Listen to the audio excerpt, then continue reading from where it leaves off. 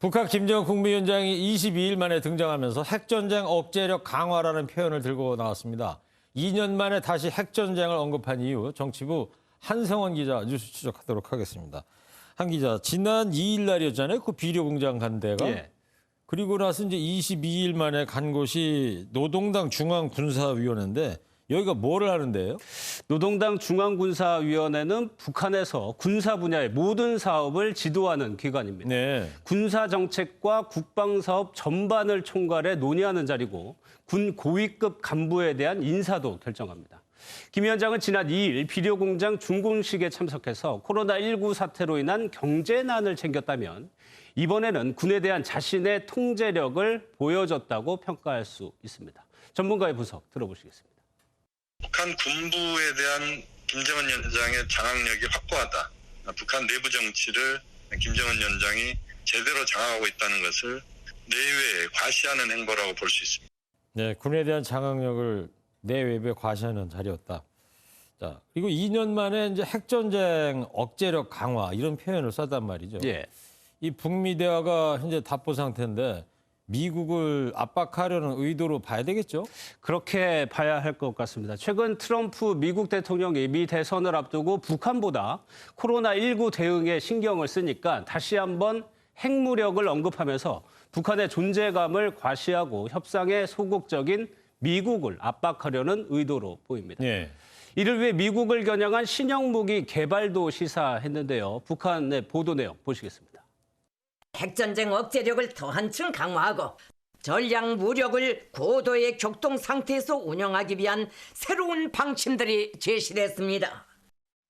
잠수함 발사 탄도미사일은 SLBM을 탑재할 수 있는 신형 잠수함의 진수식이나 초대형 방사포 등 신형 단거리 4종 미사일을 압박카드로 활용할 가능성이 제기됩니다. 그러니까 뭐 핵전쟁 억제력 강화한다는 게 무기를 고도화시키겠다 이런 얘기죠. 그러니까 예. 한마디로. 그리고 오늘은 공교롭게 5.24 대북 제재 조치가 취해진 지 10년이 되는 날인데 이것도 북한이 좀 나를 맞추고 염두에 뒀다고 봐야 될까요?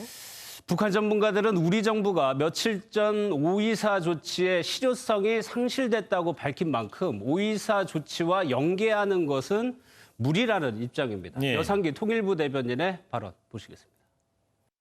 사실상 그 실효성이 상당 부분 상실되었습니다. 5.24 조치가 남북 간 교류 협력을 추진하는 데 있어서 더 이상 장애가 되지 않는다고 보고 있습니다.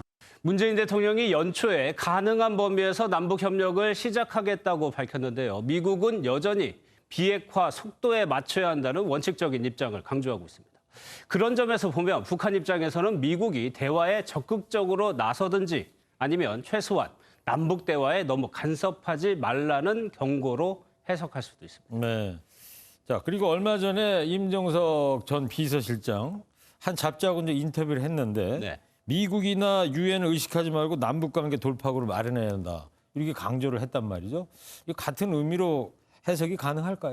네, 임종석 전 비서실장이나 윤건영 전 국정상황실장 등 청와대에서 북한 문제에 관여한 참모들은 사실 마음이 급합니다. 네. 11월 미국 대선에서 트럼프 대통령이 재선에 실패할 경우 그동안의 남북 또 북미 관계 개선 노력이 물거품이 될 수 있기 때문인데요. 네. 여권의 한 관계자는 내년에는 북미 관계가 어떻게 변할지 모르기 때문에 올해까지가 남북 관계를 개선할 수 있는 모멘텀이 살아있는 시간이라고 설명했습니다. 코로나가 어느 정도 극복 국면이 되면은 뭐 이 개별 관광이라든지 또는 철도도로 연결이라든지 이러한 그 교류협력학을 확대시키는 막 그런 전략적인 접근을 준비하고 있는 것으로 분석을 합니다. 임 전 실장은 이와 관련해 한미 워킹그룹에서 통일부가 빠져서 독자적인 행보에 나서야 한다고 주장했는데요. 네. 결국 통일부가 대북 제재 틀 안에서 묘수를 만들어내야 한다는 점에서 남은 5개월 동안 남북 관계에 대한 관심이 커지고 있습니다. 네, 그렇군요. 잘 들었습니다. 지금까지 정치부 한성원 기자였습니다.